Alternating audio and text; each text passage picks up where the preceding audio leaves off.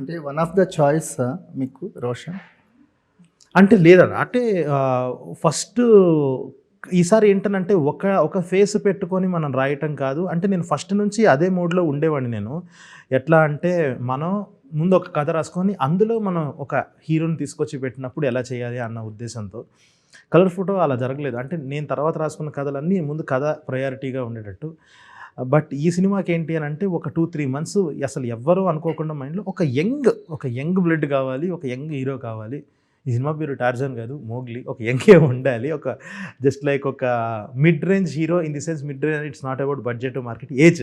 అలా హీరోస్ వద్దు, యంగ్ ఎవరన్నా కావాలి, కొత్తగా కనపడాలి, స్క్రీన్ మీద ఫ్రెష్గా ఉండాలి అన్న ఉద్దేశంతో స్టార్ట్ చేసి ఒక 2-3 మంత్స్ అయిన తర్వాత రోషన్ బబుల్ గమ్ చూసిన తర్వాత నాకు మనోడి హెయిర్, తన యొక్క బాడీ టైపు, తన కళ్ళు, తన కాన్ఫిడెన్స్, డైలాగ్ డెలివరీలో తన కాన్ఫిడెన్స్ అవన్నీ నచ్చి ఫస్ట్ సినిమా రిలీజ్ అవ్వకముందే రోషన్ ఇచ్చిన స్పీచ్కి నాని గారే అదిరిపోయారు. అవును అదే సో వెరీ కాన్ఫిడెంట్ పర్సన్.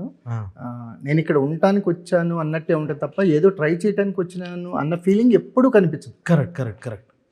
అంటే బాడీ లాంగ్వేజ్ లో కూడా ఇది నా హోమ్ గ్రౌండ్, నేను ఇక్కడికి ఉండటానికి వచ్చాను, నేను టెస్ట్ డ్రైవ్ చేసి అలా వెళ్ళడానికి రాలేదు, నేను ఇక్కడే ఉంటాను అదే అన్నట్టే ఉంటుంది రోషన్ బిహేవియర్.